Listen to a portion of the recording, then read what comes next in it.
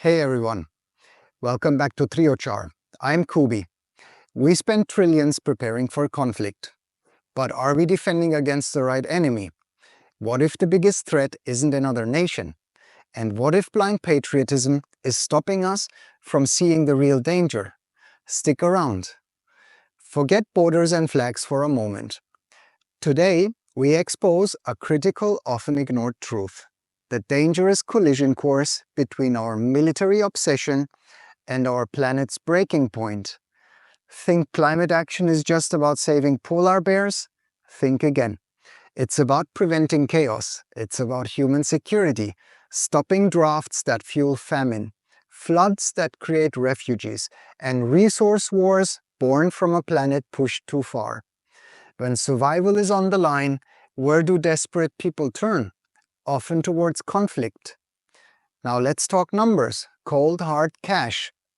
The latest report from the International Peace Research Institute is from 2023. It's showing that military spending didn't just rise, it exploded to 2.44 trillion from the year before. The numbers for 24 are expected within this month, and be prepared that it will be a new record high. The new US government is still not included in these numbers. $2,440 billion, a record high ever. And it's accelerating. The sharpest climb in over a decade will be trumped, I believe. This global war machine consumes 2.3% of the entire world's economy. But for the first time since 2009, spending shot up in every single region simultaneously. A global fever. Who's leading the charge? The USA, 916 billion. China, estimated 296 billion. Russia, estimated 109 billion. India and Saudi Arabia round up the top 5. Just 5 countries are responsible for over 60% of this mountain of military cash. Europe, huge spikes, largely driven by the war in Ukraine. Ukraine itself is now the 8th biggest spender, pouring 37% of its GDP into defense. Why? Ongoing wars, yes. Rising geopolitical tensions, absolutely. There's a narrative of fear, an us versus them mentality pushed worldwide, demanding more military muscle.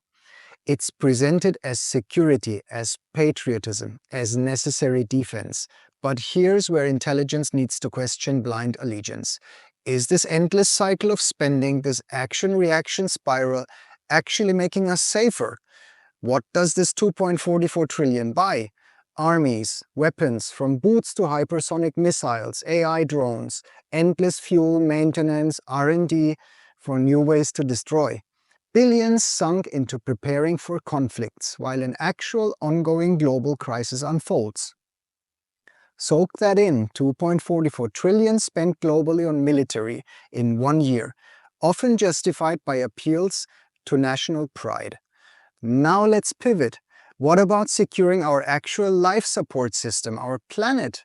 Tracking climate finance, money for renewable energy, mitigating damage is complex, but the best estimates put total global climate finance around 1.3 trillion annually. See the disconnect, 2.44 trillion to prepare for potential human conflicts, maybe 1.3 trillion now to deal with the certainty of climate breakdown.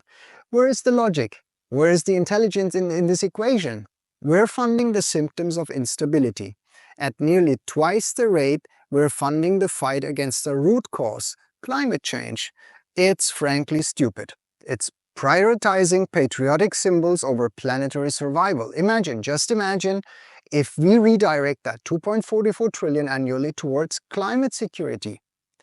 We could fund a global transition to clean energy, fast. We could halt deforestation, restore ecosystem, guarantee clean water, develop climate-resilient agriculture for everyone. We could build genuine, lasting security by tackling the source of instability.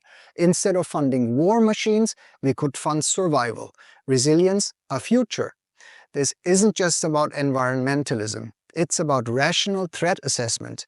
Climate chaos is a security multiplier. It drives migration, resource scarcity, and yes, conflict. Investing in climate action is investing in peace and in good neighborhood.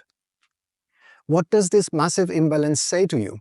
Are we letting outdated notions of security and unquestioning nationalism blind us to the existential threat? Let me know your thoughts below. It's time we demand our leaders apply intelligence over automatic allegiance, prioritize planetary health over profitable conflict, and invest in a truly secure and peaceful future. Do you also have the feeling that problems in some way serve the leaders to stay in power? In the current world, it looks like the leaders need problems and instability to justify their role. How convenient is that? Please wake up, everybody. Don't forget to like, subscribe, and share if you think this conversation matters. See you next time on TrioChar. Thank you very much.